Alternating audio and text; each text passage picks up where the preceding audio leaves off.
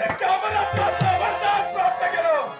ही कुंभिनी, या कुंभिनीला मृत्यू नाही, तर त्या कुंभिनीला आहे तो मोक्ष.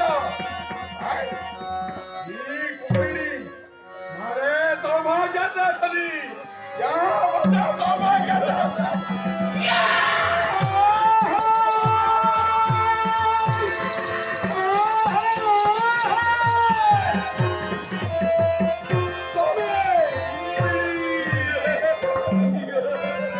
आनंदी आनंद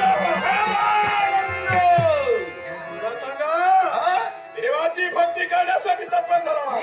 काय काय काय काय मिळालं अमर आणि अजिंक्य पद कोणत्या अर्थीला जाणून घ्यायचं. विश्वाच्या ठिकाणी केवळ देवतांना दे शक्य झालं.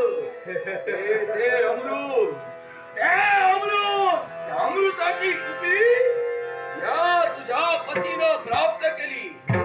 एवढंच नव्हे, ती अमृताची कुपी माझ्या उदराच्या ठिकाणी जोपर्यंत स्थित आहे तोपर्यंत मला मृत्यू नाही. जेव्हा ती नष्ट होईल तेव्हाच माझा मृत्यू संभव आहे. तेव्हा शक्य होईल ज्यावेळी 3.5 शंकर माझ्या नेत्रासमोर येतील. त्यांच्याच कर्मी हे सारं शक्य होईल. एवढंच नव्हे, हे माझा भाई आहे. माझा मृत्यू आहे तो केवळ तुझ्या हाती.